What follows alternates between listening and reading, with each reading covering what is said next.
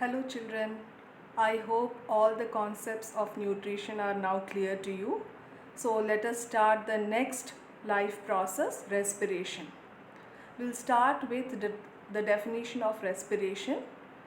So how do we define respiration?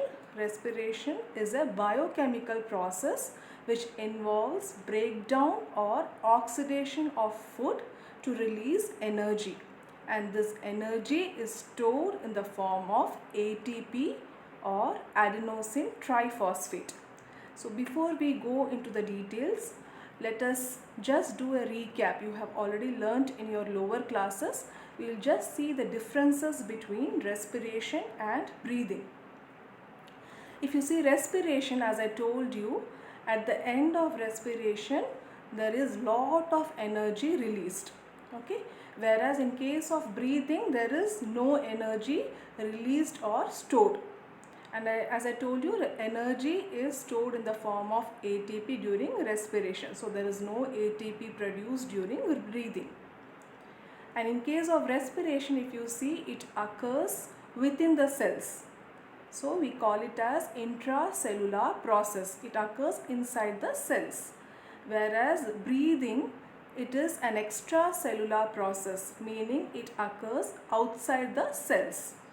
And then third, you can see the definition which says respiration is a biochemical process involving the breakdown of food to give out energy, whereas breathing is a simple physical process which only involves inhalation and exhalation.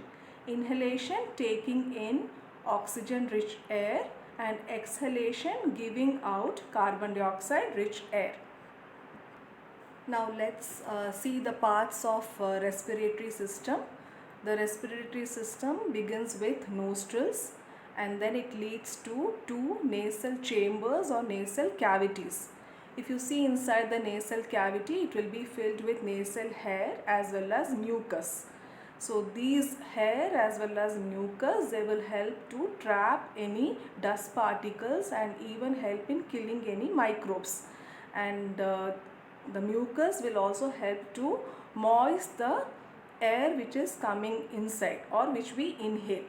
Now the nasal cavity next leads to pharynx, and as we learnt in the digestive system, pharynx is a common opening for both digestive as well as respiratory system. And then just below the pharynx you can see another organ called as larynx. Larynx is nothing but your voice box. And after the voice box, after the larynx, you can see a tube-like structure which is called as the windpipe or tracheae. And this trachea is around 10 to 12 centimeter in length. If you see the trachea, it is usually surrounded by rings of cartilage which prevents the trachea from collapsing. Okay, it provides support to the trachea or the windpipe. And then the trachea comes down and it branches into two bronchus.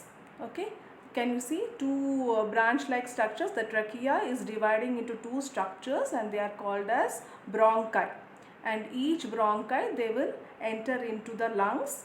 So there are two bronchi, so each will enter into the right and the left lung.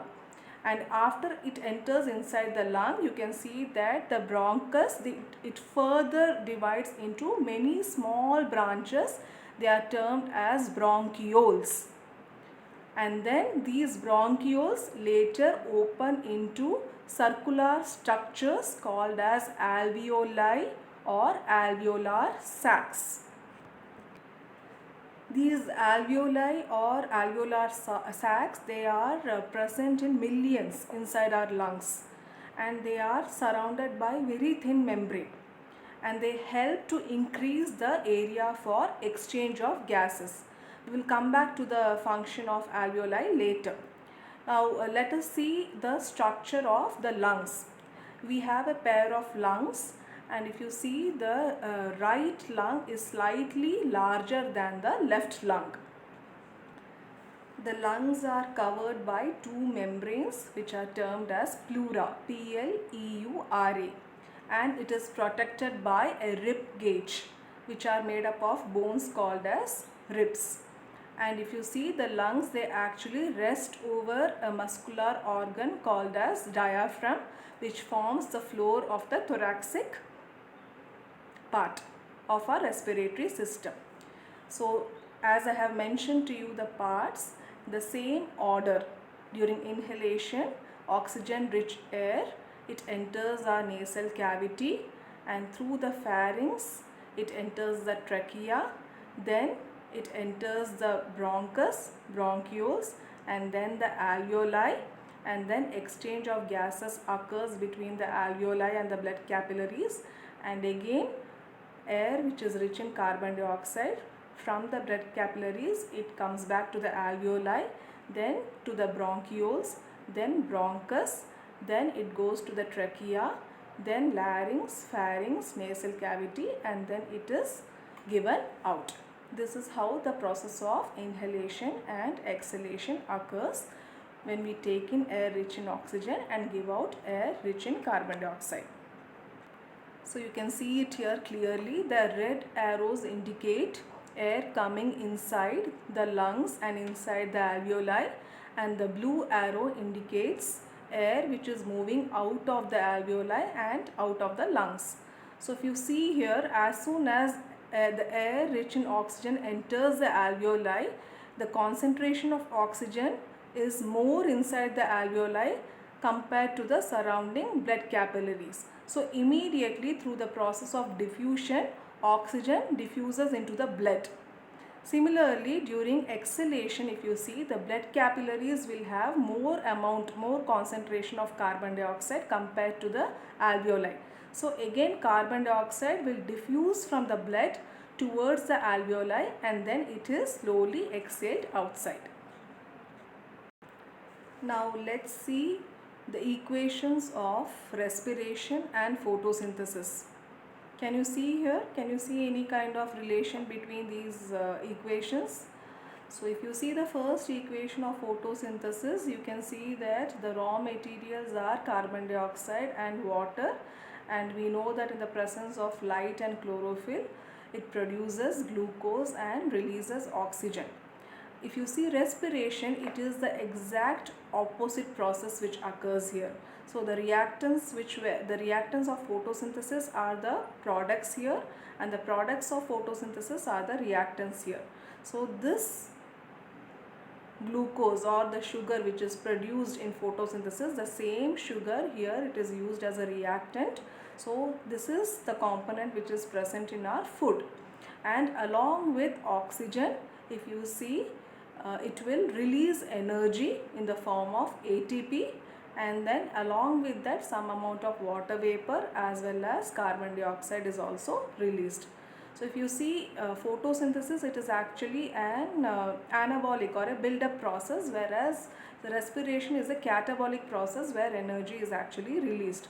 And again, photosynthesis occurs only during the daytime in the presence of light, whereas respiration can occur throughout the day, during day as well as night. Now we will just see what happens during inhalation and exhalation. If you see the parts which actually take place, which are actually involved in inhalation and exhalation, they are our ribs or the rib cage and the diaphragm.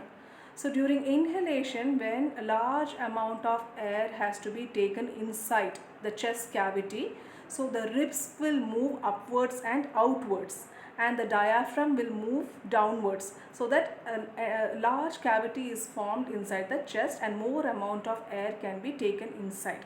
So during inhalation, the ribs will move upwards and outwards, and the diaphragm will come downwards. And during exhalation, when the air has to be pushed out or exhaled, so the cavity has to be reduced in size so that more amount of air can be pushed outside. So here the opposite process occurs, where the ribs will go back to its original position, or they will just go inwards and back to their normal position, and the diaphragm will also come back to its normal position. So the cavity becomes smaller in size, pushing the air outside.